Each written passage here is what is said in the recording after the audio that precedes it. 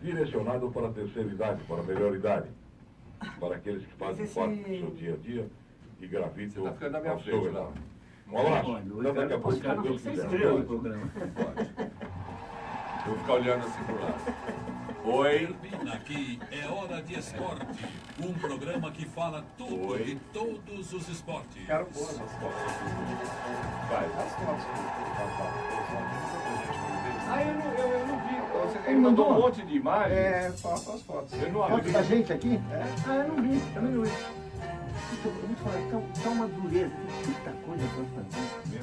Ontem eu achei que eu não tinha que fazer, quando eu voltei do almoço, mas aquele filme do Lúcio Belangani. Você viu o cara que foi da Volvo, denunciando a Volvo. Eu vi discutir em São Paulo. É medido de folga. Mas esse é um puta trabalho que está sendo Segunda a feito sexta, das 10 às 11. o pessoal da oposição sindical metalúrgica. Sebastião Neto, falaram com ele amanhã. Não, que ele queria, eu acho que ele tinha que fazer Puta trabalho da Universidade do Paulista conluio das Unipe é a empresas com a preferida do mercado de trabalho. Ele me deu um belo livro já. Ranking universitário Tá lógico. Unipe é a universidade particular preferida dos que É contratam um em todo depoimento o Brasil. do Lúcio, que é um cara importante, e que é uma coisa qualidade muito lógica. realmente comprovadas. E muito emocionado. Principais destaques do dia. Resolve muita Você gente. ouve agora com José Aparece aqui Luiz Guaraci Mingardi falando da em cooperação, notícias. então você vê que tem uma puta consistência, essa colaboração assim. Mas se acaba, você fica. Você sabe, eu não sei se eu cabelo diverso, legal, importante. Não sei, é bom. Mas tem um cara que cuidava do campo de concentração de prefeito sobrevoado, não é? Sim, eu quero que venha trabalhar Vem trabalhar na. Mas assim, você não te prova que é o cara. Que é o cara que É o gerente de recursos humanos.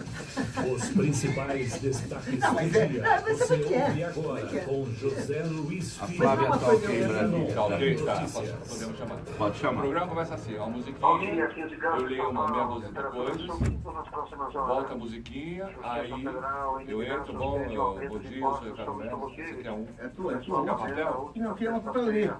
Tá aqui. Até 6 anos você Começa a valer a partir de fevereiro do ano que vem, com o mesmo prazo de validade da atual carteira nacional de habilitação. Pesquisa mostra que terça-feira à tarde é o melhor dia para se procurar emprego. MST invade propriedades de pessoas envolvidas em corrupção. Aí nós vamos falar de Venezuela. No último bloco, a gente pode falar um pouquinho de Venezuela, que a Laura agora é cidadã venezuelana. Muito orgulho, né, Laura? Muito orgulho mesmo. Cara, você não vai pra lá? Também foi invadida a fazenda de Será que está na página isso aí? Já tá. Você vai no dia? Já tá na página e estamos com 21 pessoas nesse momento assistindo. Destaco ainda o vídeo. Já mamãe. 21 pessoas. Pretencioso, Paulo? Cacete, Eu vou avisar minha família, não mais. Mas você compartilhou. Dá uma força aí, né? Você vai ter que vir todo dia, Laura, para montar isso aí. Muito difícil. Tá, mas vocês viram que é muito difícil. Mas eu queria ir lá essa... Era hoje que era pra ir. Atenção, hein? Quando acender essa luz vermelha, aí está no ar, então... Não pode falar besteira. Universidade Mas Paulista aqui a gente pode interrompendo. A ideia é fazer Os ranking universitário confirma. Unipe é a universidade particular preferida dos que contratam em todo o Brasil. Unipe, qualidade e empregabilidade realmente comprovadas. 8 horas em ponto. CYK 650. Rádio Trianon. e falar que o meu 740 kHz. Santo André, São Paulo, Brasil. Não, papai então faz. Não quero. Programa Contraponto. Todas as manhãs de segunda a sexta-feira, aqui na sua rádio Trianon AM, ao vivo com o jornalista Ricardo Melo. Os números não mentem. 94% dos brasileiros rejeitam Michel Temer. O ex-presidente da Câmara, Eduardo Cunha, com 93% de reprovação, e Aécio Neves, com 90%, completam o trio de políticos mais rejeitados pelo povo. Os resultados estão longe de surpreender. Refletem o grau do descontentamento diante de um governo que prometia arrumar o Brasil e só tem feito o contrário. Sua última façanha foi aumentar o preço da gasolina. A medida foi derrubada ontem por um juiz federal. Temer tenta desesperadamente manter o aumento mediante recursos judiciais. Se isso não der certo, o ministro da Fazenda avisou que vai elevar outros impostos para manter o governo acima da linha d'água. O saco de maldades não para por aí. Depois de anunciar um plano de demissão de servidores, Temer propõe que funcionários públicos fiquem até 6 anos sem receber salários. A pergunta que não quer calar: até quando o Brasil vai aguentar tantas notícias ruins? Ninguém conhece a resposta com exatidão. Mas todos sabem que nenhum país do mundo consegue sobreviver dignamente diante de tamanho divórcio entre governantes e governados.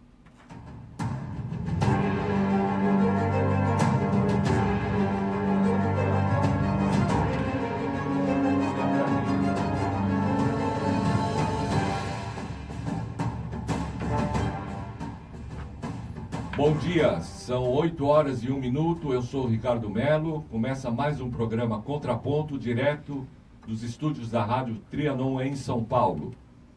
Sob direção de Albino Castro, estão aqui comigo Paulo Moreira Leite, Alberto Vilas, em Brasília, Flávia Rocha Melo, e compondo a mesa conosco está a jornalista Laura Capriglione, dos Jornalistas Livres, e Guilherme Boulos. Guilherme Boulos, que é coordenador do Movimento dos Trabalhadores Sem Teto e da Frente Brasil Sem Medo. Eu gostaria... E da Frente Povo Sem Medo, já fui corrigido no começo. Paulo, como é que você viu os resultados dessa pesquisa? Eles refletem o que está acontecendo? Estão piores do que a situação ou estão melhores do que a situação? Bom, essa pesquisa é uma homenagem ao Ulisses Guimarães, que em 1969 definiu os 3 ministros da junta militar como os 3 patetas. Esses aqui são os 3 patetas civis, né? O presidente de um golpe, o autor de um golpe e o suposto, e aquele que iniciou o golpe, quer dizer, Aécio Neves, Michel Temer e Eduardo Cunha têm essa rejeição que eles merecem. Agora, eu acho que essa pesquisa ela reflete também uma situação que eu gostaria de falar aqui um pouco e que tem a ver com o aumento de gasolina. Eu não vou discutir se o aumento era certo ou era errado. Ele é insuportável, o aumento de gasolina nesse momento, as pessoas estão sem dinheiro. A gente sabe que se o governo necessita de dinheiro, ele pode fazer impostos sobre o bolso dos ricos. A gente sabe que taxar lucros e dividendos é uma providência civilizatória. O Brasil é um escândalo que o Brasil não cobra lucros e dividendos de pessoas, lucros e dividendos, só o Brasil e a Letônia, ou a Lituânia, que não cobra esse tipo de imposto. Ou seja, nós vemos uma situação muito particular nesse ponto. Mas eu acho que tem outro lado, Ricardo, que mostra assim, o esmagamento da política. Quer dizer, nós temos um juiz de primeira instância, de Brasília, que resolve impedir o aumento de imposto. Um juiz de primeira instância. Ou seja, tem você tem o poder político tão desmoralizado, com esses políticos que fazem isso, só contribuem para isso, até o ponto que vem o juiz de primeira instância e diz que você não pode aumentar o imposto da gasolina. Não, e tem um detalhe, quem entrou com a ação não foi nenhum partido político, não foi nenhum nome de projeção nacional, foi um consumidor que se sentiu lesado e entrou na justiça para reclamar do aumento de gasolina. Não, e aí é uma questão, vamos dizer assim, é um troço assim, complicado, quando a gente lembra que quando o juiz ficou insatisfeito com o silêncio do WhatsApp sobre as suas conversas secretas, tirou o WhatsApp do ar. A internet já saiu do ar por decisão de juiz. Quer dizer, o Brasil, assim, do ponto de vista da liberdade do cidadão, é uma coisa muito grave, muito séria. E vamos falar a verdade. Nós estamos na iminência de ter uma eleição presidencial trucidada por um juiz de primeira instância. Um juiz de primeira instância que não conseguiu provar que o famoso imóvel do Guarujá teria sido doado para o presidente Lula, porque não se prova que o presidente Lula é dono desse imóvel. Tampouco conseguiu provar que esse suposto suborno teria sido pago com dinheiro tirado da Petrobras. Isso não está provado no inquérito dele. Este candidato, que hoje é o principal candidato à presidência, nas pesquisas para 2018, que é o Lula, todos nós sabemos, pode ser pedido de se concorrer. Então, é essa a situação que eu digo, e eu acho isso de uma gravidade muito grande. Então, eu pergunto, para terminar, até quando? Eu digo, até, e isso é cada vez mais urgente, esse governo ilegítimo seja substituído por um governo eleito diretamente. Senão não vai ter, e a gente vai se suceder essa tragédia, essa montanha, esse bolo de neve ao contrário negativo que ele está vivendo. Antes de chamar o Alberto Vilas, eu queria falar com a Flávia Rocha Mello, de Brasília, que também tem outras informações aí sobre essa safra de notícias não muito boas para o povo brasileiro. Flávia, o que você tem para contar para a gente? Bom dia, Ricardo. E no meio de toda essa crise financeira tem mais uma. Os procuradores federais querem um aumento de 16,7%. Esse aumento foi aprovado ontem na reunião do Conselho Nacional do Ministério Público. E você imagina, um procurador ganha no mínimo R$12 mil quando entra. Depois chega a 30 mil. Eles querem um aumento de 16,7%. Enquanto isso, o salário mínimo tem uma previsão de aumento de 4,5%. Alberto Vilas, o que você acha dessa situação? O Paulo lembrou aqui, assim, né, que o Brasil pode ter uma eleição, vai ter uma eleição no ano que vem, o Lula pode ser impedido de ser candidato, mas o pior, a gente pode ter eleição, um candidato pode ganhar, no dia seguinte o juiz anula a eleição. Fala assim, não, a eleição não foi legal, faltou alguma coisa ali. Quer dizer, a gente está correndo um sério risco. Quanto à pesquisa, o que me impressiona são os 6%, não os 94%. Eu fico perguntando assim, quem são essas pessoas que ainda apoiam? Eu acho que são pessoas que estão ali, né, que aparecem na televisão do lado do Temer. E o Paulo lembrou também do Ulisses Guimarães, os Três Patetas. Eu era menino na época, mas eu me lembro que falavam assim que a primeira dama do Brasil era a dona Ema. Não sei se você lembra disso. Exército, Marinha e Aeronáutica. Exato. E justiça seja feita aos Três Patetas, pelo menos eles eram engraçados, né? Esses todos parecem só desgraçados. Exatamente. Guilherme Boulos, muita honra de receber você aqui. Como é que você viu o resultado dessa pesquisa? O que você está achando aí da situação? Bom dia a todos e todas que nos ouvem. Obrigado, Ricardo, pelo convite. Olha, a pesquisa, eu, como Alberto, me surpreendo com 6%, porque é impressionante como em um ano um governo não eleito, ilegítimo, consegue fazer um projeto de desmonte nacional, né? O que essa turma fez em um ano foi jogar ladeira abaixo os 3 pactos nacionais que o Brasil construiu no último século, né? O pacto lulista dos governos do PT, com programas sociais, com aumento de salário, com os limites, com as contradições que teve, mas ali teve algum progresso social. O pacto da Constituição de 88, do falado Ulisses Guimarães, que estabeleceu um parâmetro de serviços públicos universais, uma rede de proteção social do Estado brasileiro.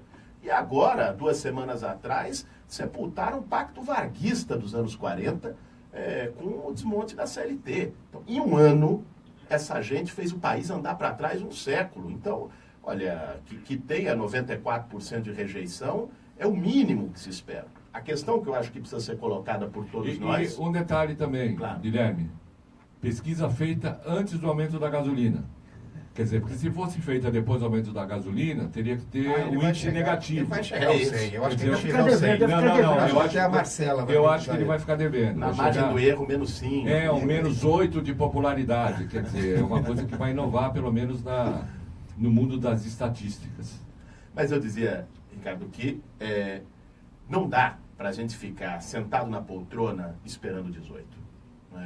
É preciso reagir. E se um ano essa turma fez o que fez, se deixar eles mais 1 ano e meio ali, sabe-se lá o que vai acontecer nesse país. Laura Capriglione, dos Jornalistas Livres. Como é que você está vendo a situação, Laura? Bom, eu acho que a situação é trágica mesmo, e por tudo isso que foi dito aqui. Agora, eu acho que é impressionante a gente ver um governo caindo pelas tabelas em termos de popularidade. O que eu acho que é mais louco é a gente ver a contradição que tem entre esses índices de popularidade que estão no fosso, que estão no abismo, e a gente não está assistindo uma reação à altura do povo brasileiro. Quer dizer, é uma coisa louca. A gente acabou de presenciar uma votação, para não dizer demencial, que foi essa que acabou com os direitos trabalhistas, e a reação popular, infelizmente, foi uma reação pequena ainda. Quer dizer, a gente assistiu aos panelaços, a gente ontem estava brincando numa reunião nossa, a gente vai fazer um videozinho falando sobre essa votação da admissibilidade do impeachment do Temer, e a gente estava vamos passar cenas de grave, cenas de pornocorrupção. É o cara carregando mala de dinheiro, e aí tem o impeachment da Dilma sendo aprovado com uma pedalada, que a gente até hoje não sabe muito bem o que é. Aí vem o outro, quer dizer, é mala de dinheiro, eu dei dinheiro, é 20 milhões de dinheiro, é gravação, é fita, e no entanto a gente não está vendo essas reações à altura do escárnio que está sendo esse governo e essa ofensiva neoliberal sobre o país. Né? Eu queria colocar, a partir do que a Laura colocou, justamente para o Guilherme, que é uma das lideranças populares mais importantes do país, o movimento dos trabalhadores sem teto, com bastante frequência, tem estado na vanguarda da resistência às medidas antipopulares, a governantes que agem de maneira discricionária. Por falar... Depois os donos de posto já estavam lá mudando o preço, assim, uma coisa meio e louca, o tal assim. dos 40 centavos Não é nem se a partir de meia-noite, não. Já tinha gente de noite já. Em Brasília, houve posto que aumentou em R$1 o preço da gasolina. Muito, mas muito acima mesmo dos 40 centavos que se dizia que o combustível ia aumentar. Mas, retornando, Guilherme, o que está acontecendo com os movimentos sociais? O que está acontecendo com o povo em geral, com a população em geral, que está sofrendo na carne? E é ela que está sofrendo na carne, realmente, o que está acontecendo, os efeitos das medidas do governo. Você nota essa apatia? Por que tem essa apatia? E como superar essa situação?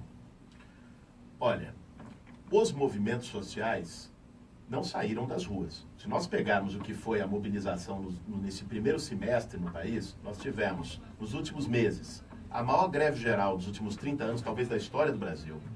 Nós tivemos 150 mil pessoas em Brasília no dia 24 de maio, reprimidas brutalmente. Temer chegou a botar decreto para chamar as Forças Armadas. Nós tivemos no mês de março centenas de milhares nas ruas, o 8 de março com as mulheres, o dia 15, o dia 31. E dia 30 de junho, uma greve que não teve o mesmo sucesso do 28 de abril, mas teve mobilizações em todo o país. O problema é que os movimentos sociais sozinhos não têm força para barrar esse tamanho retrocesso que está sendo implementado. Da mesma forma que no processo do golpe, houve uma resistência dos movimentos sociais. Só que o povão das periferias, a massa dos trabalhadores, o povão brasileiro, assistiu aquele golpe pela televisão. Não foi às ruas, nem aqui na Avenida Paulista, de verde e amarelo, dizer fora Dilma, isso foi restrito a camadas médias urbanas, nem foi às ruas conosco se posicionar contra o golpe. Né? Você teve um ascenso maior no enfrentamento à reforma da Previdência, mas eu acredito que esse período, esses últimos 30, 40 dias em especial, têm sido marcados por uma apatia. E uma apatia que tem a ver com o povo fala, pô, eu vou para a rua, eu me mobilizo e os caras aceleram em sentido contrário. Né? A reação do governo, o abismo que se cria entre o que os caras legislam lá em Brasília, o que os caras executam no Palácio do Planalto e a vontade popular é tamanha que isso, do ponto de vista mais imediato, gera uma certa descrença e uma apatia. Pô, eu vou para a rua e não adianta. Eu tenho ouvido de muita gente isso. Né? E esse sentimento não tem ajudado a mobilizar. Agora, eu queria ressaltar uma coisa. Isso vai criando no subterrâneo um barril de pólvora. Esse abismo entre representante e representado vai criando uma descrença completa em soluções institucionais e em soluções pacíficas. As pessoas falam, pô, agora tem que ir para cima. Se eu vou para a rua de forma tranquila e não adianta. Se eu voto, os caras caçam meu voto. Começa a gerar no sentimento popular uma revolta que vai se fortalecendo, que ainda não se expressou da maneira mais clara, contundente nas ruas para barrar isso que está aí, mas eles estão criando um poderoso e um perigoso barril de pólvora no país. Eu costumo dizer que, do jeito que as coisas estão andando, de um lado, quer dizer, o governo sendo completamente distante, dos interesses da população. E do outro lado, a população levando pancada na carne, dia após dia. E agora a coisa está piorando de maneira a olhos vistos, quer dizer, agora pegou no bolso mesmo. Além da questão dos 14 milhões de desempregados, o aumento da gasolina, a gente sabe que se resume ao aumento da gasolina em si, vai levar ao aumento de todos os outros produtos, porque a gasolina, o transporte, faz parte importante do custo de qualquer coisa que se venda no país. Eu costumo dizer que, olha, é por isso que eu falo, ninguém pode prever com exatidão o que vai acontecer. Mas o povo não vai aguentar isso aí de uma maneira calada, se não tem liderança que consiga representá-lo, se a direção de movimentos de oposição não está sendo à altura, não tem a coragem suficiente para tomar medidas que possam impedir que esse governo avance sobre as conquistas, a gente vai ter alguma explosão em algum lugar. Por exemplo, acho que vai acontecer, a gota d'água vem aí, com certeza. A gota d'água está vindo. É a gota d'água que está faltando. Né? Eu acho, por exemplo, o Rio de Janeiro. O Rio de Janeiro está numa situação de caos aberto. Caos aberto. O funcionário público não recebe, ninguém respeita mais nada, tem pelo menos uma pessoa por dia que morre por bala perdida, hospitais lotados de feridos, sem saber porquê, o sujeito que sai na rua, mas tem tiroteio de traficante ou não. Houve uma pesquisa lá mostrando que os cidadãos andam cada vez mais armados para se defender, porque a segurança pública foi para a cucuia. Então, alguma explosão vai acontecer. Agora, uma explosão desorganizada, desordenada, ela pode às vezes fazer muito barulho, ela pode fazer manchetes de jornais, mas não ter uma consequência prática, que é realmente mudar as instituições.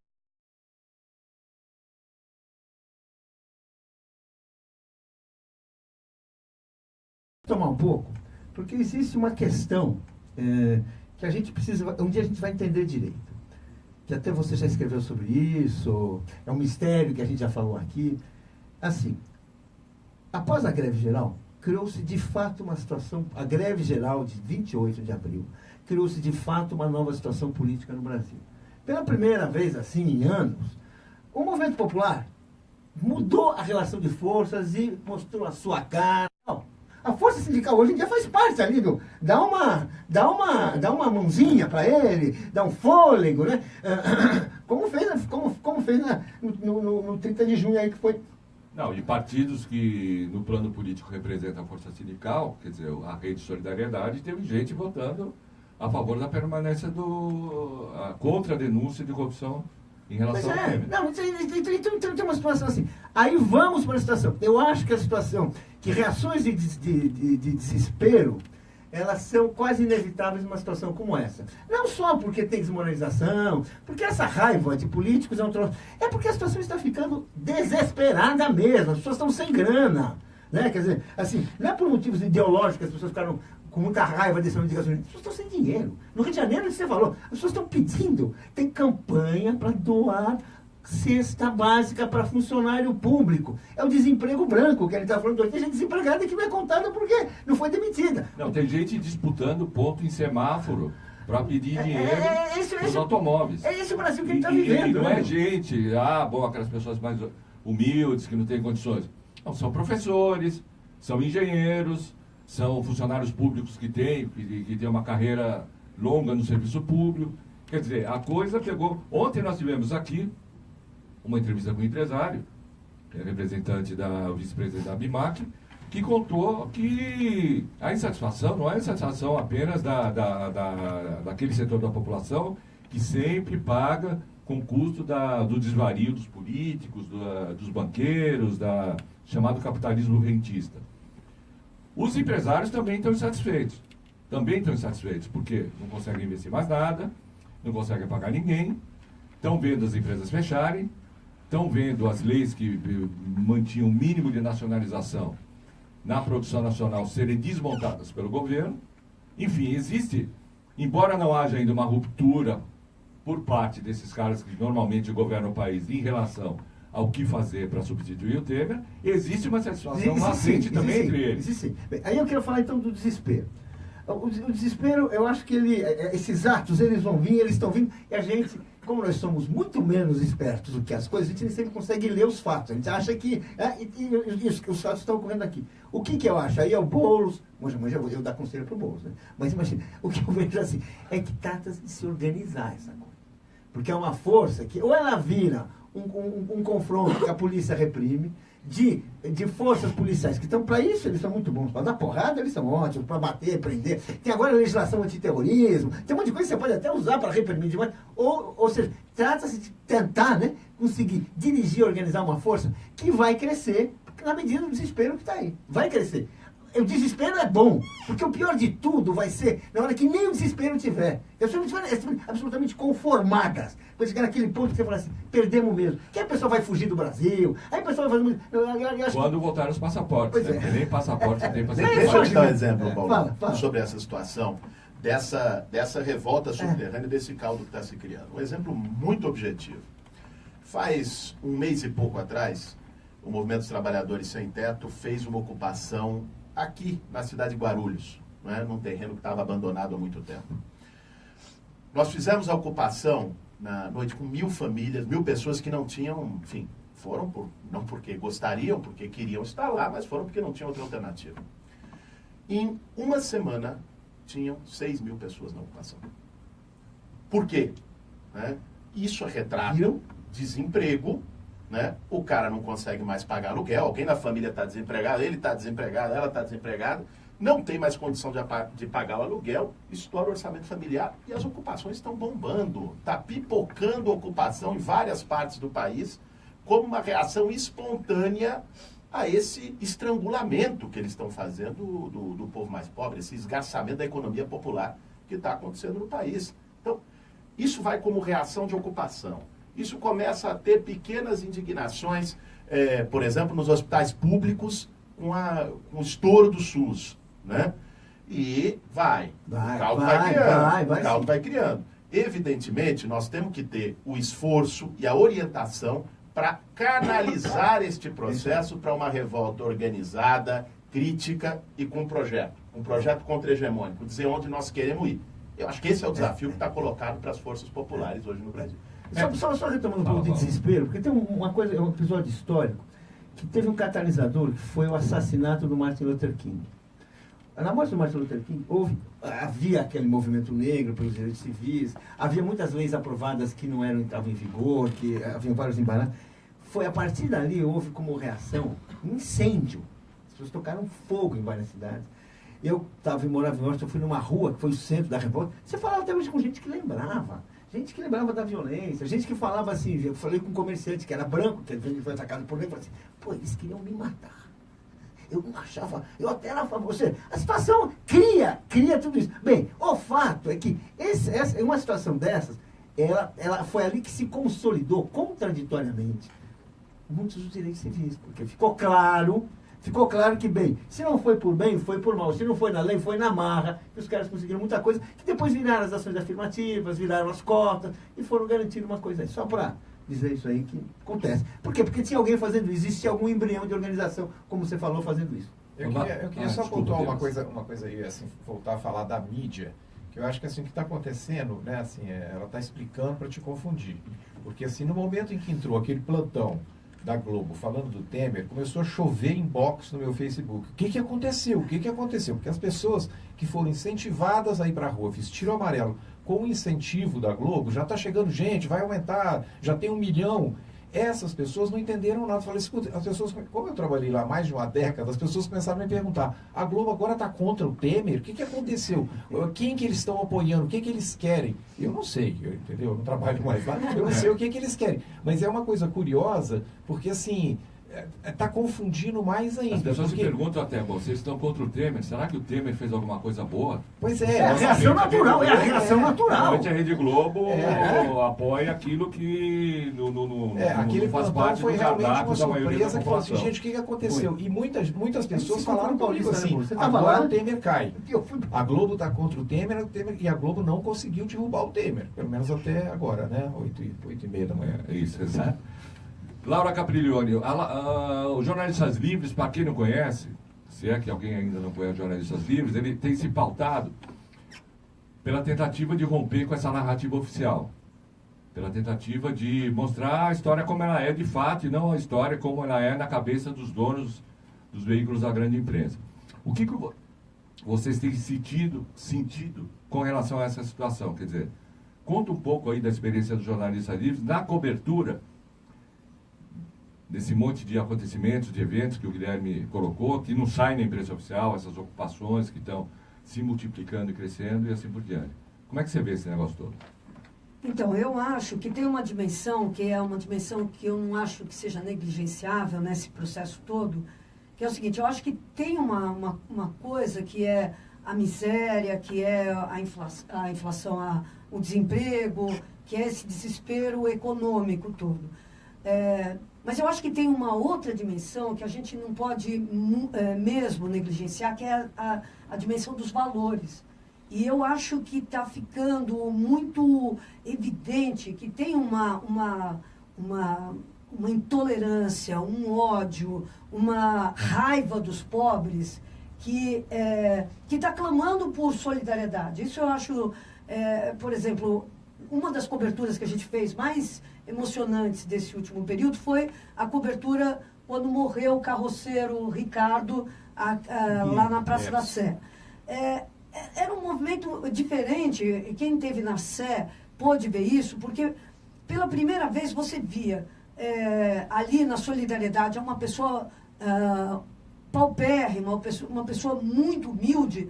Você estava vendo ali gente de classe média, gente do bairro de Pinheiros, gente da vizinhança ali, pessoas ricas até, que estavam ali indignados com o fato de que, os caras não bastasse o desemprego, não bastasse a miséria, não bastasse tudo que eles estão, a reforma trabalhista, a reforma da Previdência, tudo isso, ainda tem um ódio contra os pobres e uma intolerância e uma raiva dos pobres que o Dória encarna, que a Polícia Militar de São Paulo encarna, que, enfim, as polícias militares em geral, aliás, não só de São Paulo. Mas o que eu acho é o seguinte: é muito importante a gente auscultar também essa indignação, que é uma indignação por valores, uma indignação moral. Laura, eu quero falar uma coisa importante que você está dizendo, porque eu cobri essa história.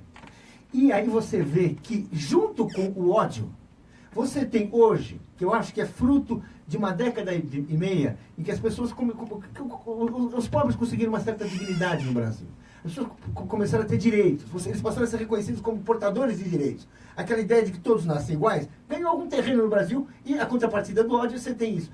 Eu nunca vi, eu fui fazer uma matéria por 247 sobre a morte do Ricardo, e você fala com moradores, que são pessoas que têm imóveis, donos de hotel, pessoas que moram e que tinham, não é que eles começaram a ter porque ele foi, não, eles tinham relações cotidianas, assim, eles tinham, assim, ou seja, eles compreendiam o Ricardo e outros moradores como cidadãos, como pessoas que moram na rua, ok, ninguém é feliz porque mora na rua, mas não são pessoas alvo do seu ódio, pessoas que você vai espezinhar, que você vai excluir, ou seja, tem uma mudança também na cultura daquela parte da sociedade brasileira que tradicionalmente se chama o povo, né? Que é aquele que se identifica com a maioria e que acolhe em vez de excluir, né? E é isso aí que eu acho que é importante. Eu acho que, por exemplo, essas operações que estão ocorrendo na cidade, é incrível. Você vai embaixo dos viadutos, você vai embaixo da ligação leste-oeste, do elevado, é uma população, é uma cidade inteira morando embaixo de viaduto. Quer dizer, essa questão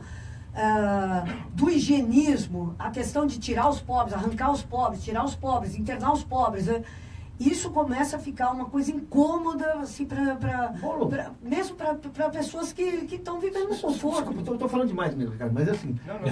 Não, por enquanto. Você falou de ocupações, eu tenho a impressão assim, que a ideia de que você pode ter apartamentos fechados, imóveis fechados, e as pessoas morando na rua, está morrendo. As pessoas estão entrando, ou seja, a ideia de que você tem o direito humano está acima do direito da especulação, do direito... Está crescendo. Quer dizer, hoje o que eu vejo de imóveis, eu não sei se eu estou prestando mais atenção, mas a impressão que eu tenho é que as pessoas estão ocupando mais, porque elas estão vendo mais e estão achando que estão no seu direito, até empurradas, porque o desemprego transforma o aluguel numa coisa impagável, né?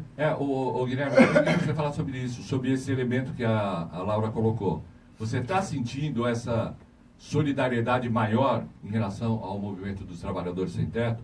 Quer dizer, gente que antes olhava meio assim, meio de lado, quer dizer, com a degradação da situação social, está existindo uma solidariedade maior com o pessoal aí que está ocupando, simplesmente porque não tem onde morar? Olha, essa solidariedade, eu acho que a Laura tem toda a razão de associar isso ao caso do Ricardo Nascimento.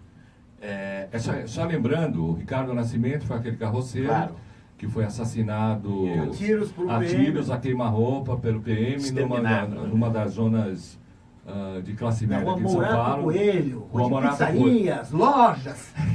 Esse é o Pinheiros, e que, enfim, causou uma comoção ali no bairro e levou à realização de uma manifestação na Praça da Sé, em homenagem ao Ricardo, e repúdio à violência policial e ao ataque que tem sido feito àqueles que simplesmente procuram ganhar a vida, porque não tem o que comer, e procuram ganhar a vida da melhor maneira que eles encontram para fazer.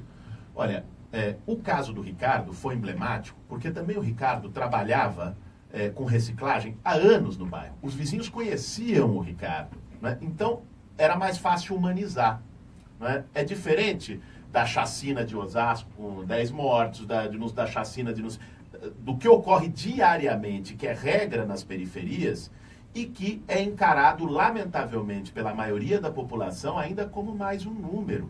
As pessoas não conseguem ver rostos, ver vidas humanas, ver alguém por trás daquele número que está sendo exterminado pela PM, em geral, de jovens negros. Com o sem-teto, se passa algo parecido. A empatia, ela acontece quando as pessoas conseguem ver que ali não são monstros, né? Os questionadores da lei, da ordem e da propriedade privada, né, que querem acabar com a paz social, como uma parte da imprensa vende qualquer tipo de movimento social contestatório. Aliás, no rádio isso já virou febre, né? Algumas figuras que nem merecem ser citadas. Não, aqui no programa Contraponto, né? Que se dedica a dar uma outra narrativa dessa história. Então, mas vejam, por exemplo, quando nós estivemos aqui na Avenida Paulista por 22 dias, o MTST acampado, o nível de solidariedade que teve a esse respeito, quer dizer, chegou alimento para a cozinha coletiva que nós montamos na Paulista com a Augusta, que foi suficiente para alimentar 300 pessoas com 2 refeições por dia durante 20 dias. E uma boa comida, aliás. Uma boa comida. Laura comeu com a gente lá. Então, ali houve solidariedade porque as pessoas viram. Foi colocado na cara. Agora, nas ocupações que estão em tudo quanto é canto, ainda prevalece uma visão preconceituosa, muito embora os dados sejam gritantes. Nós temos hoje 6 milhões e 50 mil famílias sem moradia no Brasil, segundo o IBGE. Não sou eu que estou dizendo, é o IBGE. Pode repetir esse dado? 6 milhões e 50 mil famílias. Isso quer dizer que é o déficit habitacional. Se você calcular 4 pessoas por família, mais ou menos, você vai chegar a 20 e tantos milhões. 24 milhões, quase 25 milhões de pessoas sem moradia no Brasil. Sem moradia no Brasil. Né? Aí você tem 7 milhões e 200 mil imóveis abandonados no país. Ou seja, você tem mais casa sem gente do que gente sem casa. Você não precisava, em tese, construir uma única moradia para resolver o problema habitacional brasileiro. Bastava uma medida distributiva. E quando eu falo casa vazia, é a casa que está abandonada, sendo usada para especulação imobiliária, prédios inteiros, construções inteiras, que estão abandonadas há anos, jogadas. Então, como ativo financeiro e não como direito. Então, esse eu acho que é um tema que deveria sensibilizar muito mais a população, e a atuação do MTST tem tentado chamar atenção para isso. A atuação isso que você falou é uma coisa muito importante, que a gente sabe desses números há um certo tempo. Do ponto de vista político, existe alguma força, algum movimento que já conseguiu mexer com esses direitos? Porque nós temos o direito sagrado à propriedade. O imóvel vazio que ninguém ocupa quando a pessoa passa fome, toma chuva do lado, é porque tem uma coisa sagrada, é o altar da propriedade privada aqui. Alguém já mexeu nisso? Alguém já tem algum projeto para mexer com isso? Algum projeto que diga, olha, o uso social está à frente do direito especulativo, alguma coisa assim? Teve um projeto chamado Constituição, de 1988. Lamentavelmente, ela não é levada muito a sério. Mas tem a base constitucional para isso. Claro, na então, Constituição brasileira, a função social da propriedade. A propriedade não é um direito absoluto na Constituição brasileira. A propriedade, ela está subordinada ao exercício de uma função social. Ela tem que servir para alguma coisa. Senão, ela pode, inclusive, ser passível de desapropriação para uso social. Pois é. Lamentavelmente, nós temos um judiciário elitista, um judiciário que endeusa a propriedade e que, quando se fala do direito à propriedade, 100%. Quando se fala da função social, fica na gaveta. Bom, nós vamos ter que fazer uma pequena interrupção para o nosso break comercial, mas antes disso, o nosso tradicional momento musical com Alberto Vilas. Bom, enquanto o Brasil não encontra um rumo, não entra nos trilhos, não dá um passo certo, o povo continua esperando. Esperando que nem o Pedro Pedreiro, uma das primeiras canções do Chico Buarque, composta em 66.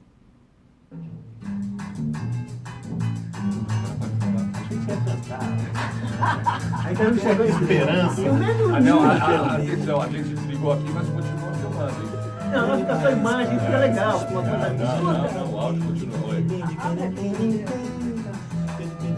Tá assim pensando, que passa. A gente vai ficando pra trás. Esperando o sol. Agora a gente tem que falar um pouco. Esperando ao meio. Esse áudio tá passado para o mês que vem. Mais a partir agora vamos falar de uma história. Tem um nome, espera também, de quem tem bem, de quem não tem. História não é perfeito nem aqui, nem na China. Espera o carnaval e a sorte grande no bilhete. Pela federal todo mês. Esperando o sol. Esperando o trem. Esperando ao meio para o mês que vem. Esperando a festa, esperando a sorte. E a mulher de inteiro, esperando o filho. Tal de Chico Buarque. Chico é bom, né? Ele vai lançar outro disco agora, acho que é mais Caravana. vai sair mesmo, né? Parece que espera também para o bem de quem tem bem, de quem não tem bem. Pedro Pedreiro tá esperando a morte, ou esperando o dia de voltar pro norte. Ele não sabe, mas talvez no fundo esperando Mas canta, mas o que canta. mas pra que sonhar se dá? E ela... Desespero de esperar demais. Vocês não ouviram ela Pedreiro quer cantando voltar atrás, quer ser Ela quer falar? pobre nada mais, sem A Geni é uma das melhores artistas. É uma tremenda música. esperando o sol. Eu estou ouvindo ela cantando, você pensa, nossa, esse Chico é bom. Esse cara é bom, né? Ele é bom, né? Esse cara é bom. Agora tem um breakzinho. Flávia está na linha. Ela quer falar, mas ela quer falar? Deve estar. Mas eu acho que... Eu queria só com ela pra... Está quente, está quente. Tá bastante, tá ótimo. Eu tenho medo que o Cleber possa querer ocupar a rádio. Tem homem? Acabou que vai começar um E o meu uma amigo cantando a capivara, você não está nem vendo. Fez assim, onde é que dá para botar uns beliche? Neste ano, marque um compromisso com seu futuro profissional. Faça pós-graduação na Unip, com professores, mestres e doutores qualificados. Infraestrutura completa e 100% dos cursos com avaliações positivas da CAPES-MEC. Plano de pagamento facilitado e descontos especiais. Inscrições abertas. Informações pelo Ó, tem a Janira falando aqui. Oi, Janira, tudo bem? Faça pós, faça Unip. Vai lá, onde é que você estava aqui? Olá, aqui é Mônica Vilela Grave da Rádio ONU em português em Nova York. Notícias do Brasil e do mundo produzidas pela nossa equipe de jornalismo entram no ar todas as terças e quintas-feiras, das 2 às 3 da tarde, no programa Observatório do Terceiro Setor, na Rádio Trianon AM, parceiros da Rádio ONU. E para conferir as notícias diretamente da página da Rádio ONU, basta acessar radio.on.org E ela pode fazer uma e observação seguir a Rádio também, ONU no claro. Twitter e no Facebook. Alô, amigo ouvinte da Rádio Trianon AM 740. Lembrando para você que no próximo sábado, programa Imob Rádio. Você vai ficar por dentro de tudo que acontece no setor imobiliário. Tirar suas dúvidas quanto à compra e venda, locação e condomínio também. Prestação de serviço, entrevista com especialistas do setor. Tudo o que você precisa para alcançar o seu objetivo. A participação especial do João Ferreira, todo sábado das 8 às 9 da manhã. Programa Imob Rádio. Apresentação, Lino Alves. Até lá, pessoal. Salve o tricolor paulista, amado clube brasileiro. Bom, pessoal, Aqui quem fala é Inácio Barreto, do programa São Paulo Raiz. Convido a todos para participarem do programa todos os sábados, das 14 às 15h30 e também nos acompanharem no Facebook. Trianon. Pode fumar. Você sabe mexer nisso? Atenção. Programa Contraponto. Todas as manhãs de segunda a sexta-feira, aqui na sua rádio Trianon AM, ao vivo com o jornalista Ricardo Melo.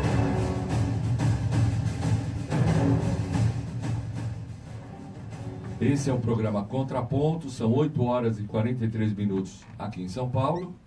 Contamos hoje com a participação, além de Paulo Moreira Leite, Ricardo Vilas, Ricardo Melo, que sou eu, e Flávia Rocha Melo em Brasília, de Laura Capriglione, dos Jornalistas Livres, e Guilherme Boulos, coordenador do Movimento dos Trabalhadores Sem Teto e da Frente Povo Sem Medo.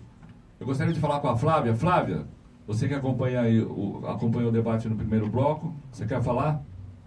Eu queria sim, Ricardo. Falou-se da mídia, né? Mas hoje em dia a gente tem um outro fenômeno, que são as redes sociais, e ali o ódio impera.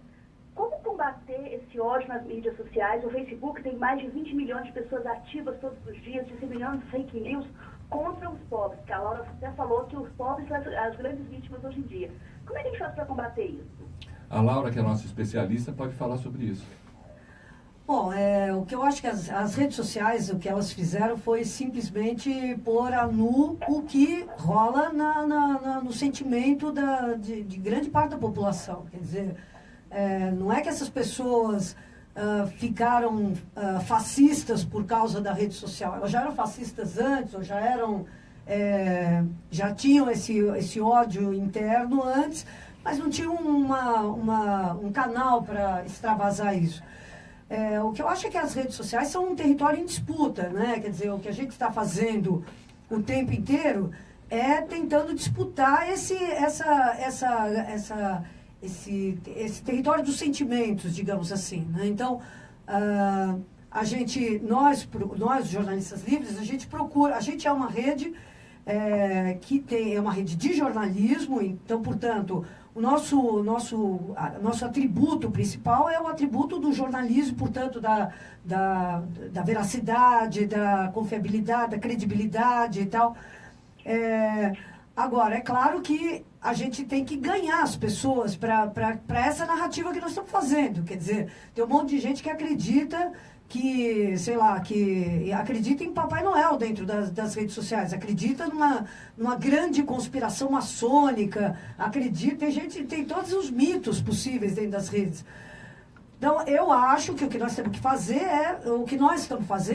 a gente tenta, no meio desse lodaçal todo, a gente tenta se construir como uma ilha de informação confiável, veraz, e sofrem das pessoas. Não cobre mesmo, que a mídia tradicional não cobre mesmo. Ontem, por exemplo, teve uma marcha das mulheres negras, a propósito do Dia Internacional da Mulher Negra Latino-Americana e Caribenha. Foi uma manifestação linda que mostra, de novo, mais uma vez, que essa população não vai aceitar voltar ao estágio anterior da conquista de direitos elementares e básicos. Então, mas isso é um tipo de manifestação que você vai encontrar numa rede com jornalistas livres. Você não vai encontrar na Globo. Por isso, eu insisto, é importante, quem gosta dessa mídia, quem apoia esse novo modelo de comunicação, tem que compartilhar essas páginas, tem que curtir essas páginas e tem que enviar para os amigos e tal. Esse próprio programa Contraponto, agora ele está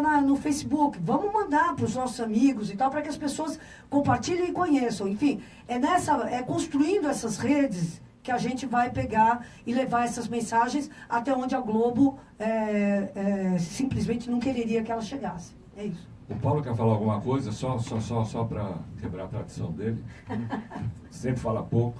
Tá certo. Eu vou falar um pouquinho agora.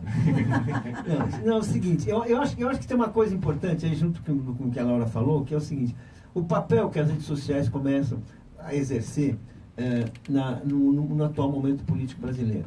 Eu acho, se a gente for pensar na eleição de 2014, naquela reta final, a vitória apertadíssima da Dilma contra uma pressão total, seria impensável, até porque foi uma diferença muito pequena, muito aproximada, e ali, né, sem um papel ativo do movimento social, ou do qual as redes sociais são uma expressão importante. Então, eu acho que no Brasil de hoje, não vamos nos iludir. Aquele grande sábio sobre o capitalismo dizia que as ideias dominantes de uma sociedade são as ideias da classe dominante. Então, nós sabemos que existe uma maioria que ela acredita nos valores do capitalismo, acredita na meritocracia, acredita na lei da ordem, acredita na justiça, acha que tudo existe aí para fazer o bem da maioria. Acredita nisso, são crenças que estão colocadas. Mas existe também uma parte que começa que tem uma outra consciência, que tem uma outra visão das coisas. E eu acho que as redes sociais expressam isso, expressam de uma forma importante. Eu acho que hoje, se você olhar assim, a audiência dos jornalistas livres, do Brasil 247, de outros portais que existem, que fazem tudo isso, ela é importante, mas continua sendo pequena. Mas ela começa a se expressar. A gente vê esse resultado na rua, na mobilização, na ação das pessoas. Ou seja, então, existe sim, mas e o papel que elas conseguem fazer justamente não é só de contrapor duas narrativas, é seu papel de esclarecimento. Porque hoje, de fato, existe uma contradição evidente que vem desde o governo Lula, que foi vendido como um governo de ladrões, um governo que não trazia benefício algum, e a população, com o apoio das redes sociais, conseguiu perceber que havia benefícios concretos, que a vida melhorava, etc. Ou seja, então você tem uma situação nova que eu acho que as redes sociais fazem parte. E a gente já, é bom lembrar que a gente já viveu um tempo em que se o Jornal Nacional não desse uma notícia, não é que não era notícia, é que ninguém ficava sabendo. E não ficava mesmo, porque não tinha outro meio de saber, né? E hoje esse papel das redes sociais é curioso, porque inclusive as pessoas fazem questão de colocar, isso não saiu no Jornal Nacional, mas você vai ver aqui. E não tem como eles cercarem uma notícia. Não, o Jornal, tem mais o Jornal como Nacional achar. é quase, vamos ver o que não aconteceu. E não tem mais como eles falarem assim, não, vamos esconder essa notícia, porque eles não escondem mais. Não tem jeito mais de esconder Vocês notícia. estão obrigados a falar notícias que um ano eles não davam, a cobrir coisas que um ano eles não cobriam, porque a visão... chega ao ponto de falar, vamos registrar isso aí, que senão vai pegar mal. Exato. Agora eu queria mudar um pouco aqui o curso da nossa conversa, porque a gente não sabe o que vai acontecer amanhã, mas se a coisa continuar nessa toada, nós teremos eleições ano que vem, as eleições de 2018. E uma coisa que chama a atenção de todo mundo é o seguinte, se o Lula estiver fora dessa disputa, ou mesmo com o Lula na disputa, mas se ele estiver fora, qual seria a alternativa em relação aos outros nomes que estão circulando aí na praça, que poderiam ser candidatos a presidente da República? Eu posso citar, por exemplo, assim, o novo queridinho da mídia oficial, que é o João Dória, e outros nomes que estão aparecendo. A gente tem uma facilidade em Paulo, e o Guilherme Boulos já fez alguns enfrentamentos com ele, né? E se a coisa chegasse normalmente até as eleições do ano que vem? Olha, eu acho que tem duas coisas aí, Ricardo. A primeira é que... Só que a lava-jato dele é um pouco diferente. É jogar água fria nos pobres na praça, deixar a coisa muito feia aos olhos de quem andava por aí. Acho que uma primeira questão é a gente se dar conta que no ritmo que está o país, daqui até 2018 tem uma década. É muito difícil fazer previsão, como você notou, para a semana que vem, para hoje à tarde, quanto menos para o que vai ser as eleições de 2018. Evidentemente, há um escancarado movimento de ceifar o pouco que restou da golpeada democracia brasileira. Nós estamos numa ofensiva de retrocesso democrático, ofensiva antidemocrática, que é visível a olho nu, que se expressa com uma judicialização da política, ou seja, o judiciário, né, aproveitando o vácuo que é ter um legislativo desmoralizado, ter um executivo ilegítimo e sem credibilidade, vai querendo ocupar esses espaços e tomando o controle, as rédeas políticas do país, querendo inclusive influenciar as eleições de 2018. E você tem um movimento geral, eu não sei se vocês notaram, pouca gente prestou atenção. Há 3 semanas atrás, quando estava o auge daquela do Maia querendo ser o Temer do Temer, né, conspirando para fazer o que o Temer fez com a Dilma, o Henrique Meirelles começou a dizer, não, meu filho, quando começou a dizer para os investidores, ditos investidores financeiros, na verdade, especuladores, aves de rapina, eu fico num cenário, eu fico no outro, eu coloco condições para ficar com o outro. Tá um nível de esvaziamento democrático tão escancarado, né, de que, olha, são as finanças que mandam e ponto final. É a banca que decide como vai ser. O Henrique Meirelles está dizendo que fica com um, fica com o outro, e fica, inclusive, com se alguém foi eleito em 2018. Quando ele está acordado, né? É claro, evidentemente. Isso nos momentos Ele pode despertos. dar uma cochiladinha. O cara trabalha muito, dá uma dormidinha, você já fica implicando, Ricardo.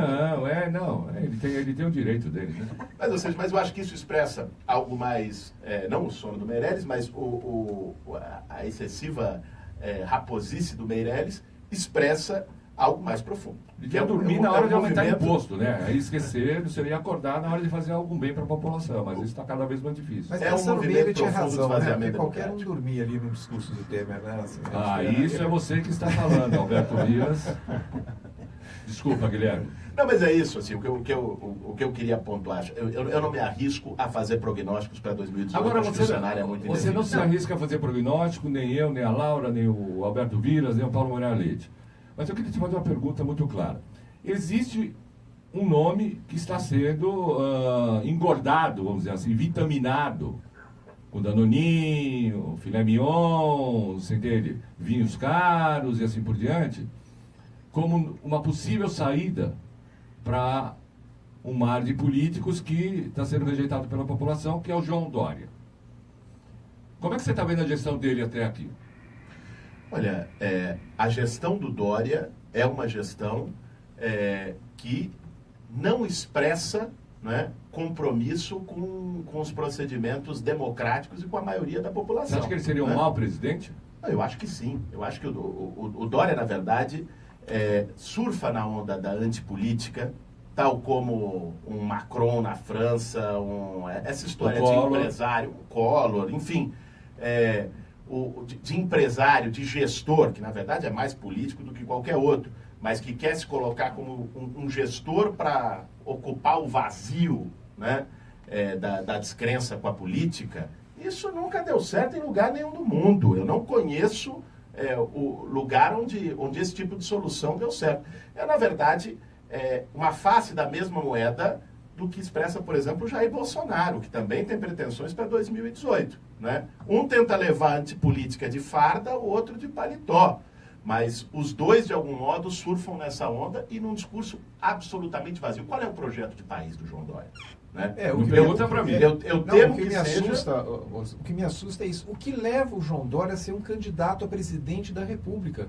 Né? Assim, o que ele já fez até hoje para falar, não, ele é um bom candidato, porque ele tem uma carreira, E essa coisa midiática dele é uma coisa impressionante, que eu me lembro assim, na primeira semana dele na prefeitura, aquele auê que fizeram com os grafites, né, que foi lá, levou, ele fantasiou, apagou o grafite da 23 de maio, aquilo não deu em nada, não deu. 6 meses depois a cidade está mais pichada do que estava, e ele falando que ia transformar uma cidade linda, para São Paulo, uma cidade linda, e o que me assusta é que às vezes isso pega fora de São Paulo. A minha irmã me contou semana passada que ela estava numa fila do supermercado em Brasília, onde ela mora, e que uma mulher falou assim, a solução para os países chama-se João Dória. Minha irmã falou, por quê? Olha o que ele está fazendo em São Paulo, diz que São Paulo está uma beleza. Quer dizer, ela deve ter gente no Brasil achando que São Paulo não tem mais... As paredes estão limpas, está tudo limpinho, não tem um buraco na rua, as calçadas estão maravilhosas. Eu acho que tem gente achando isso. Né? Aí eu acho que é um papel também das redes sociais, que todo dia tem buraco, tem pichação, tem coisa nas redes sociais mostrando que São Paulo não transformou em cidade linda e não tem a menor chance de transformar até o final do governo dele, que eu acho que não vai ser daqui a 4 anos, que eu acho que se ele não sair para presidente, ele sai para governador. Mas eu queria só pontuar uma outra coisa ainda, que é esse projeto aberrante de privatizações, que é entregar tudo. É um pacote para entregar tudo. É parque, é um bilhete único. Cemitérios. Não, mas pelo menos ele não está entregando os defuntos. Está entregando só os cemitérios. Como você sabe? Você vai entregar o cemitério sobre isso, inclusive. Agora, o fato é que há um projeto de gerir a cidade como se fosse uma empresa, né? De acordo com negócios privados. Né? Saiu uma reportagem recente sobre essa história das doações, das ditas doações. Que como qualquer doação empresarial, da mesma forma que em campanhas eleitorais, não é doação. Né? A reportagem mostrou inclusive, que, no caso da indústria farmacêutica, que supostamente doou medicamentos aos postos de saúde, aliás, próximos ao vencimento, né, recebeu em isenção fiscal, tanto do Dória quanto do Alckmin, mais do que o custo dos medicamentos que eles doaram. Receberam, Ou né? seja, Receberam. ganharam duplamente com a publicidade dos doadores, né, e com o dinheiro da isenção fiscal. Paulo, eu queria falar o seguinte, eu acho que o Boulos falou uma coisa muito importante, que o verdadeiro candidato, até agora, se chama Henrique Meirelles. Esse é o candidato, seja quem for que ganhe as eleições, seja o Dória, seja quem você quiser, ele é o candidato a permanecer à frente do governo. Por quê? Porque ele encarna o capital financeiro, ele encarna aquele pessoal que chegou e não quer abrir mão da rapadura. Ele que quer, por isso é que ele se apresenta, porque tanto faz. Inclusive, se bobear, é ele mesmo. Porque a gente vê até que ele anda por aí, passeando. Ele já era candidato quando ele era ministro, presidente do Banco Central. E já é candidato. Mas, ou seja, essa linha que está em discussão. Existe um candidato que tenta se impedir de qualquer maneira que ele venha, que é o Lula. Por quê? Porque é o candidato que tem a possibilidade de uma mudança desse projeto. É o candidato que reúne forças, que tem condição de realmente, que a gente vê, de falar com uma maioria e constituir uma maioria em oposição a isso aí. Qual que é o candidato que, eu vou dizer assim, as pessoas estão precisando hoje? A direita já tem um candidato que se chama Bolsonaro. Está trabalhando, existe, é fascista, não tem dúvida. Ela precisa de um candidato Macron, ela precisa de um centrista, precisa de alguém que tenha, que vá fazer um programa de direita, se vendendo para os eleitores do Lula como um candidato progressista. É isso que eles estão, é disso que eles estão falando. É esse cara. O Dória, eu acho que não é isso. Então eu acho que hoje as eleições estão empacadas. Se a gente for ver, tem até uma entrevista hoje no Paulo Henrique Amorim, de um advogado de Minas Gerais, falando que não vai ter nem eleição. Presta atenção, não vai ter eleição por quê? Porque se for para o Lula ganhar, temos um problema. Não vamos deixar de ter eleição. Essa é a discussão.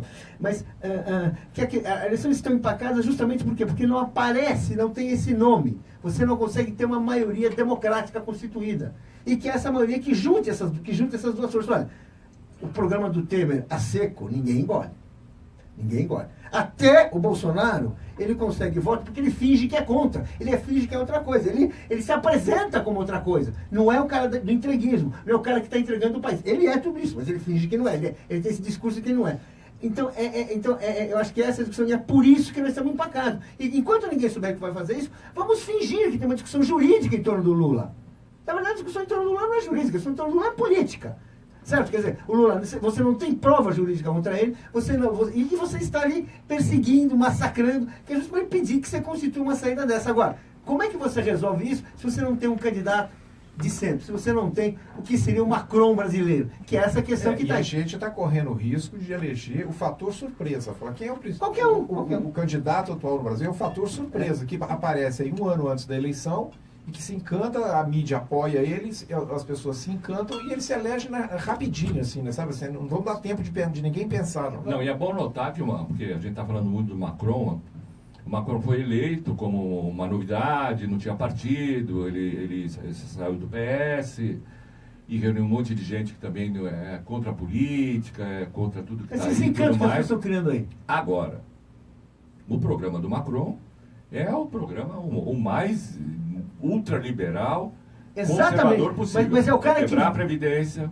reformar a lei trabalhista. Exatamente.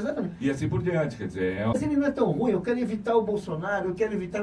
O Dória não tem esse perfil. O Dória está se constituindo como um candidato de extrema-direita, porque o programa dele é um programa de extrema-direita. Essa privatização, a coisa até não existe. Causa irritação nos próprios patrocinadores. O próprio Fernando Henrique está indignado. Né? O PSDB todo está... Opa, peraí, não é assim também. Pelo governo do Michel Temer. Nada da história da República decida quem vai ser brasileiro. Quando é que o povo... Pronto. Pessoa nefasta. Se afasta do pão, o astral se arrasta por baixo do chão. Pessoa nefasta. Tens a alma da besta, essa alma bissexta, essa cara de cão. Chama pelo teu guia. Peraí, que é esse aqui agora? Vai até a Bahia, cai aos pés do Senhor do Bonfim. Dobra teu joelho sem ver. Falar da Venezuela agora. Venezuela. Então, agora, Laura, um relato isento. imparcial, Isenção é comigo mesmo.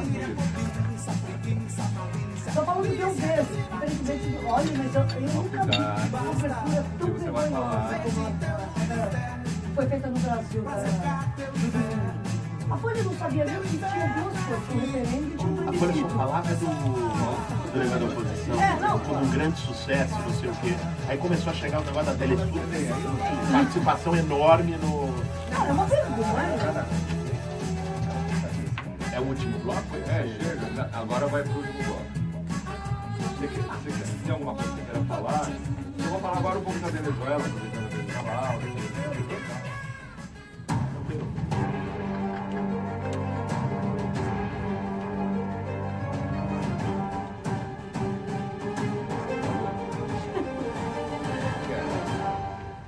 Sintonia Trianon AM 740. Eu não falei quem era. Toda quarta-feira, a partir das 14 horas, pede passagem ao programa Sindicato no Ar. Roseli, pois aqui o trabalhador fala. Roseli, vem aqui um pouquinho, Roseli. Olha isso pra si. Vamos ficar perto de um. Você café para todos os Eu lados. queria apresentar você, Roseli, precisa aparecer ali no vídeo. Nós vamos falar sobre o que Podemos você fazer o quer Vírus ouvir. cantar um dia.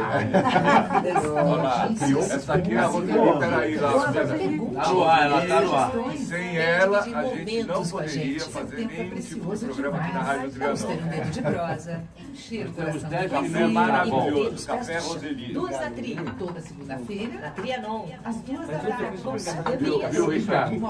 E tava lá um empresário, né? Que sempre um pouco ali com o empresário. Ricardo, Eu fui experimentar o meu café. Eu falei, olha, Sem vestibular, faça o extensivo 2017 do Objetivo e prepare-se com quem mais aprova os vestibulares.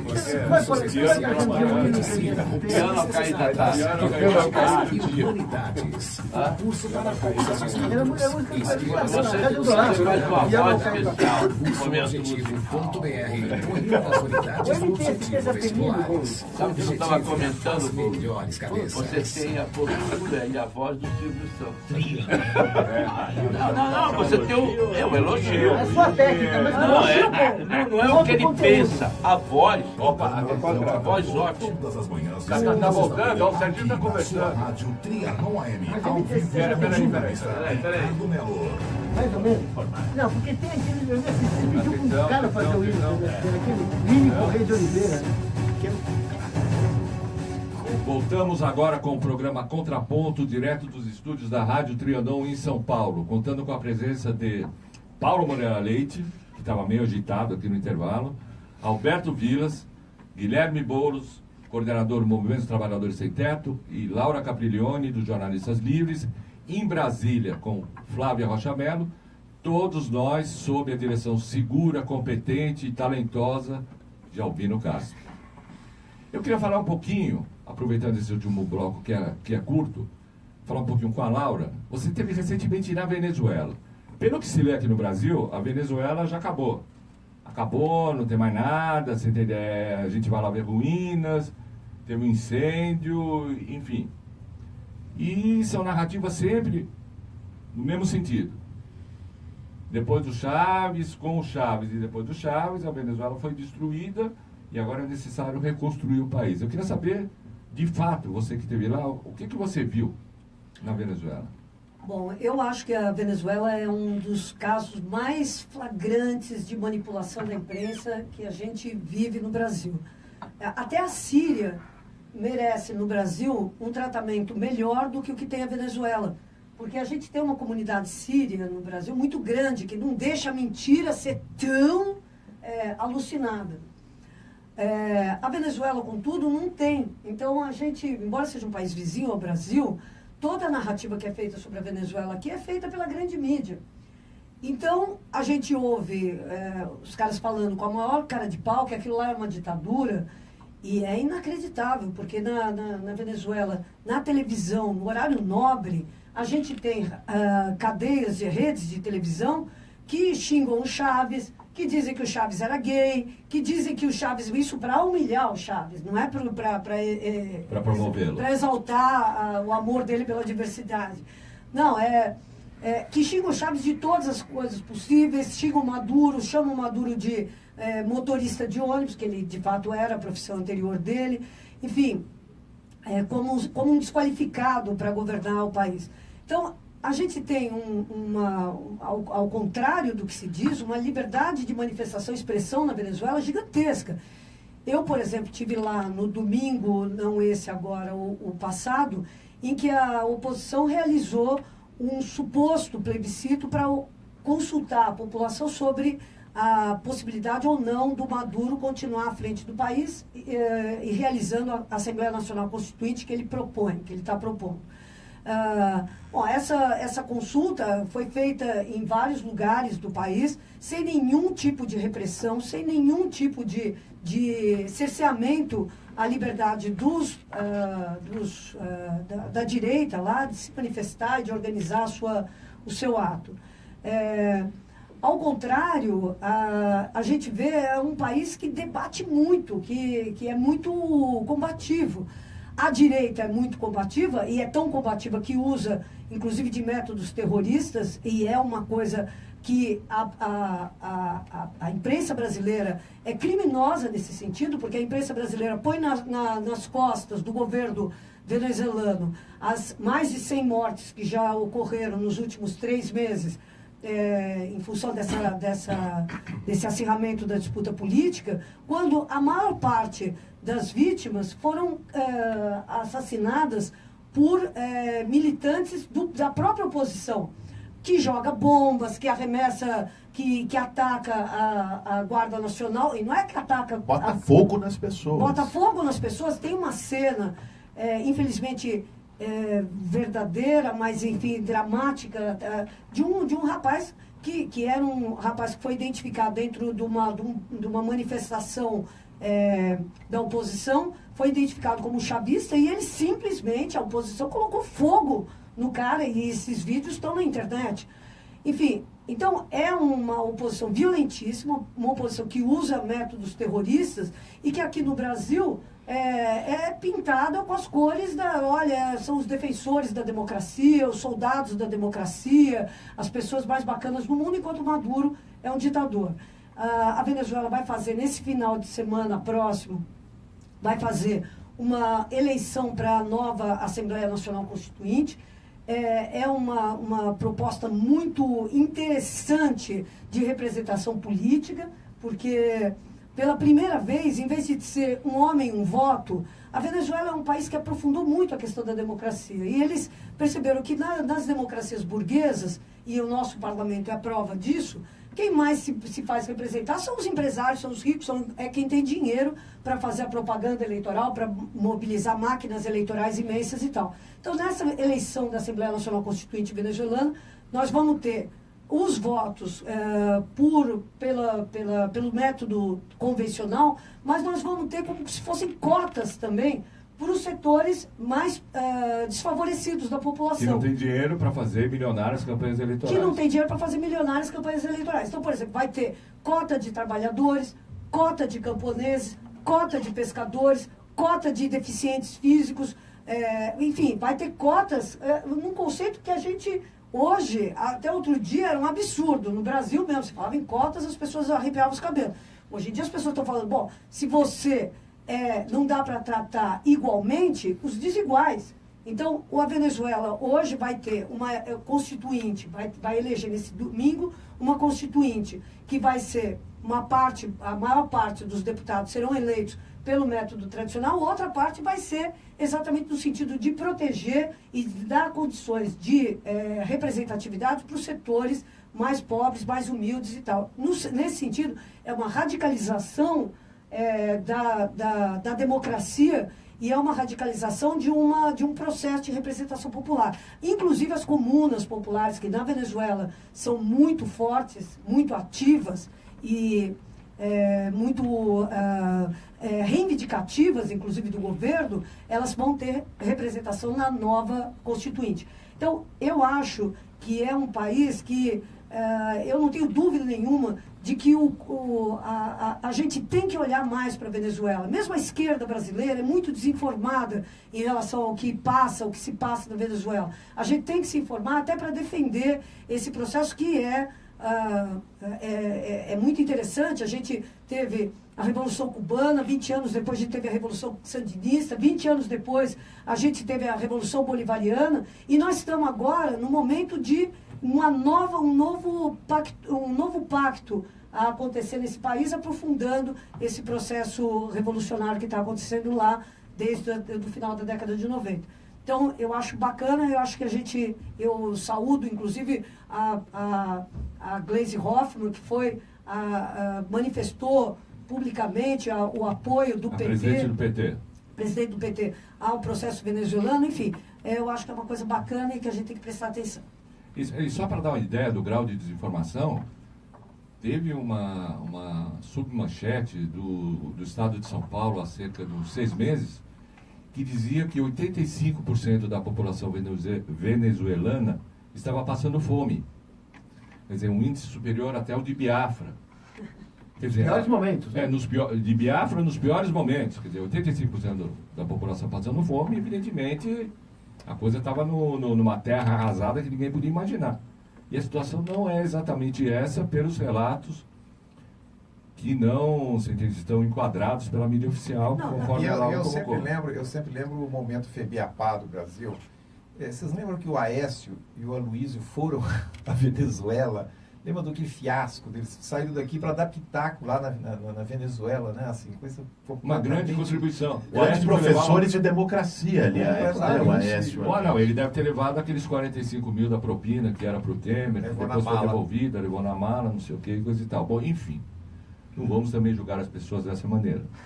Guilherme Boulos quer falar, eu peço para você não se estender demais, não dar uma de Paulo Moreira Leite. O Paulo Moreira também quer falar depois. Né? Não. O Paulo Moreira Leite fala do programa de amanhã. Atenção, esperem amanhã que ele continua com esse debate. Não, senhor. Guilherme, 9h21, em São Paulo, Guilherme Boulos.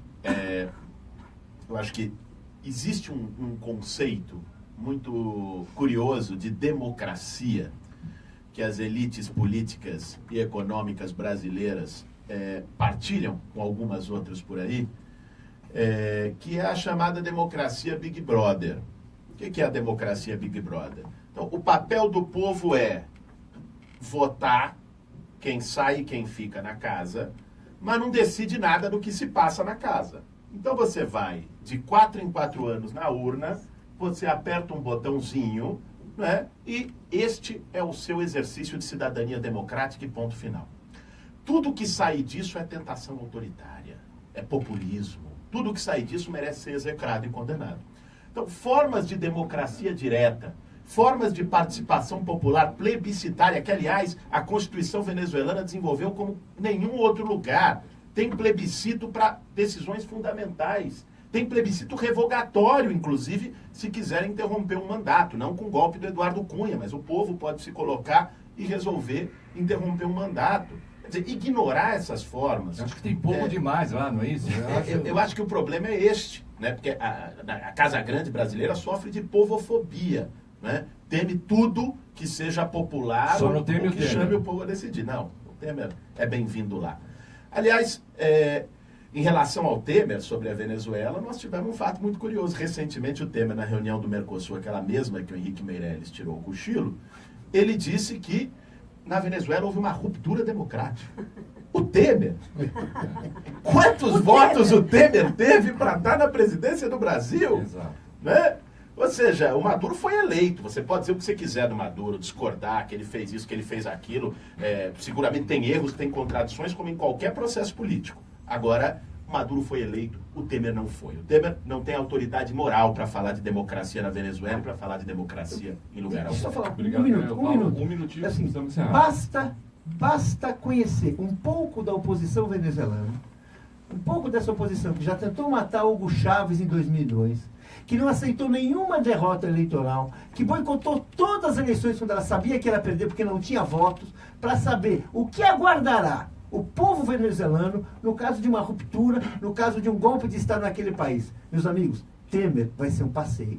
Porque aquilo ali é de gente que não tem compromisso nenhum com o país, que guarda sua fortuna em Miami. Eles são os inventores da burguesia de Miami, que roubaram a riqueza do petróleo e já estão lá. Imagina o que acontecerá com o país, então. É só isso para saber por que tem que ser defendido um calendário democrático da Venezuela. Alberto Vilas. Para fechar o contraponto de hoje, um velho samba que lembra a reforma trabalhista. É uma parceria de Cartola com Nelson Sargento, Epa! que fez 93 anos ontem, chamado O Samba do Operário. Bom, antes da música do Alberto Vilas, que ele mudou aqui um pouco o script, o programa Contraponto vai acabando. Eu gostaria de agradecer a presença de Guilherme Boulos, do MTST, Laura Capriglione, dos Jornalistas Livres, e que também nos auxiliou aqui nessa tarefa de, pela primeira vez, colocar o nosso vídeo na página do Facebook.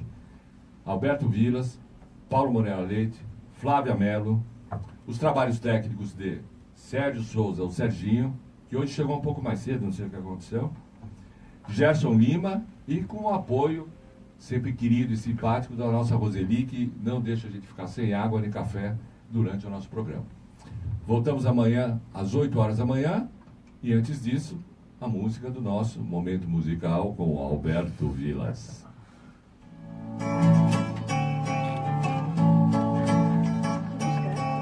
Se o operário soubesse reconhecer o valor que tem seu dia, por certo que valeria. Agora você falhou, né? Caiu ali o negócio. Estamos no ar, Ele tá dando garantia, né? Tiraram garantia. Garantia o seu dinheiro de volta.